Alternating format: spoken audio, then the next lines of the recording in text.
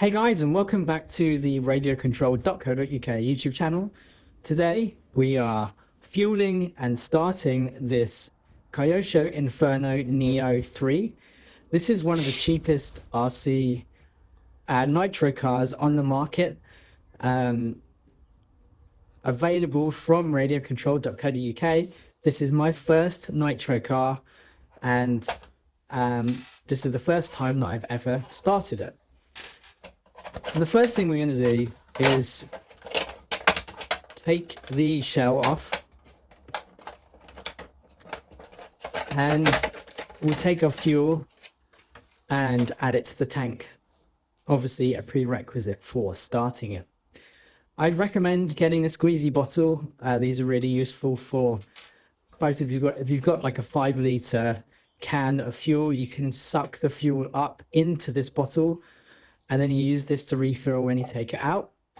So I'm filling up the fuel tank. Make sure I seal it off. Don't want to spill nitroglycerin everywhere. This is 25% nitroglycerin, suitable for off-road vehicles. Next thing I'm doing is adding 4 AA batteries to the battery pack. This is required to power the steering servos and the throttle servo and the brake. This is a starter battery. This is what you clip on to the top of the nitro engine to get it started. Think of it like a battery in a normal car.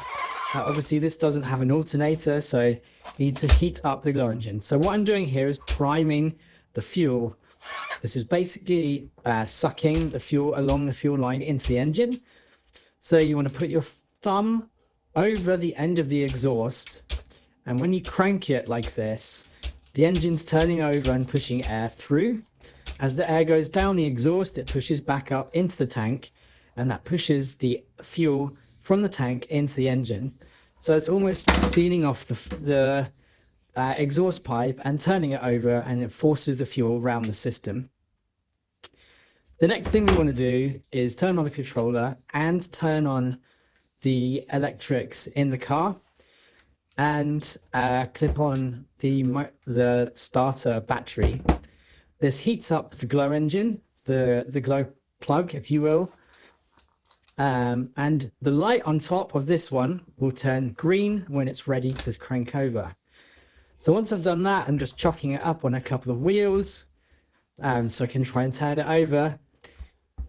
You don't want the wheels to be touching, because if you have the throttle turned up too high, then your car is going to run away, especially in an indoor environment. You don't want that to happen.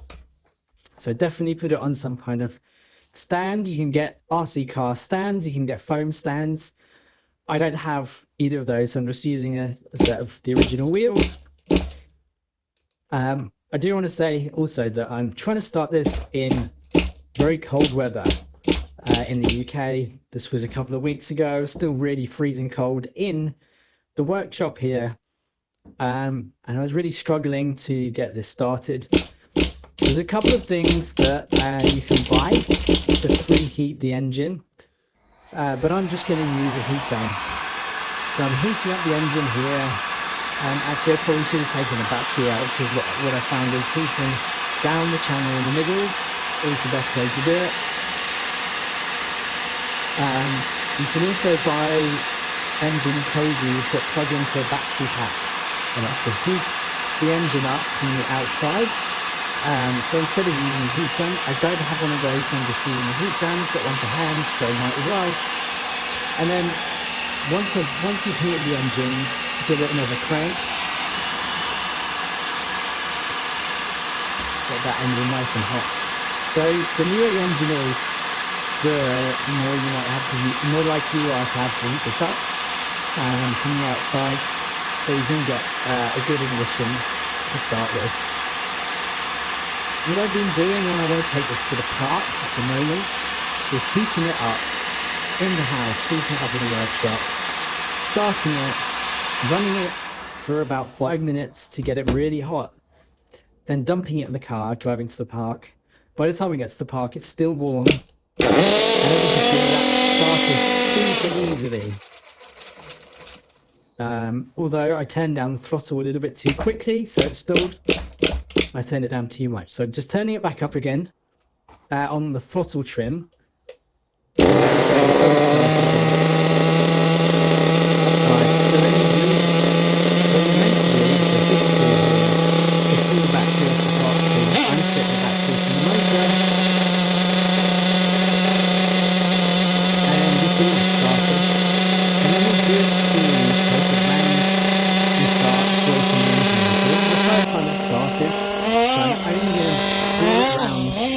A little bit.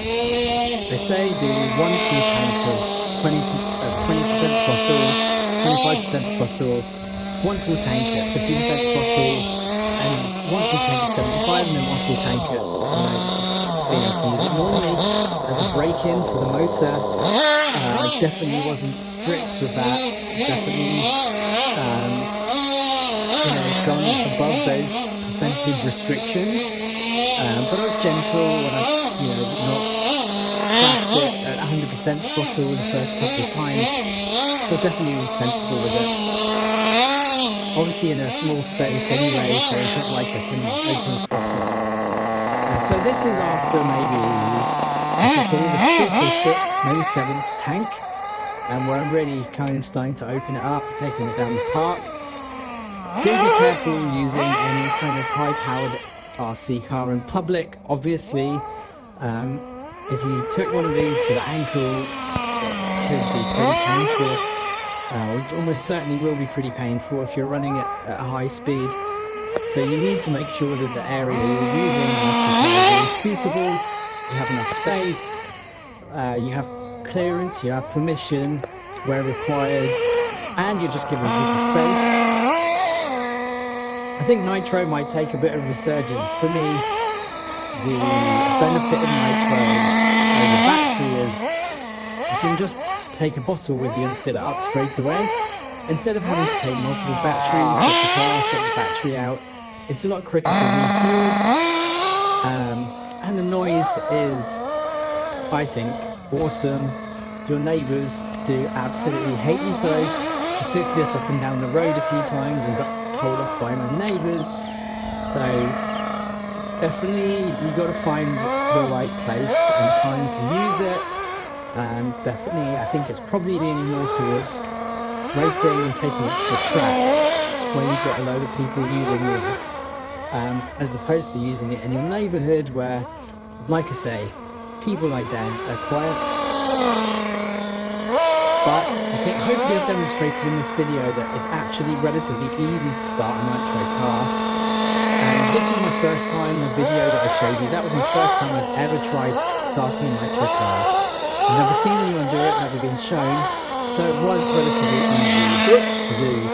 We sell Kyosho Nitro cars with Nitro packages, including the Nitro, the starter motor, so the starter battery, everything you need on radiocontrol.co.uk. Head over there and click on bundles and you'll find them over there. We are expanding it at the moment. Please do like, follow and subscribe for more video content and to help us grow our small RC shop in the UK.